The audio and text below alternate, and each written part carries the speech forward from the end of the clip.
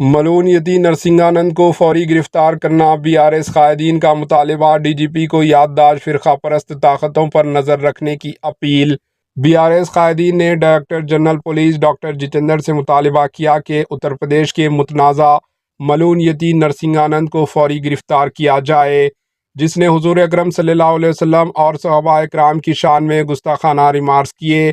سابقہ وزیر داخلہ محمد محمود علی، سابقہ صدر نشین تلنگانہ وقف بورڈ محمد سلیم، مائنارٹی لیڈر عبد المقیت چندا کی قیادت میں BRS قائدین کے ایک وفد نے ڈائریکٹر جنرل پولیس DGP سے ملاقات کی اور نرسنگانند اور اس کے ساتھیوں کے خلاف کارروائی کا مطالبہ کیا۔ یادداشت میں کہا گیا کہ نرسنگانند نے سابقہ میں بھی گستاخانہ بیانات جاری کرتے ہوئے مسلمانوں کے جذبات کو مجروح کیا ہے۔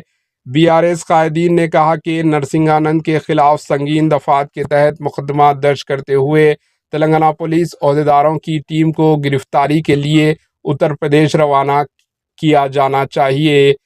سابقہ وزیر داخلہ محمد محمود علی نے کہا کہ ملک میں فرقہ وارانہ ہم آہنگی اور امن کے ماحول کو بگاڑنے کے لیے فرقہ پرست طاقتیں سرگرم ہیں۔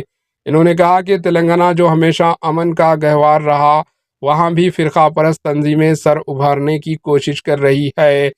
پولیس کو ایسی طاقتوں کے خلاف سخت کارروائی کرنی چاہیے۔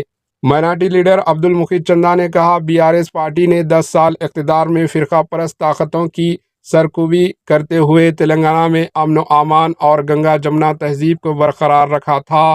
مقیت چندا نے کہا کہ اتر پردیش میں BJP اقتدار کے سبب فرقہ پرست طاقتوں کو کھلی چھوٹ مل چکی ہے اور یتی نرسنگانند جیسے شرپسند وقتاً فوقتاً اسلام اور مسلمانوں کے خلاف بیان بازی کے ذریعے ماحول کو بگاڑنا چاہتے ہیں۔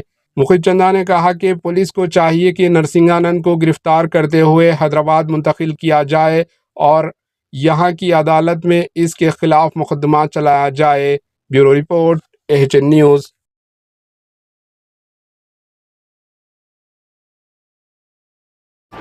AHN نیوز کو لائک کریں، شیئر کریں اور سبسکرائب کرنا نہ بھولیں۔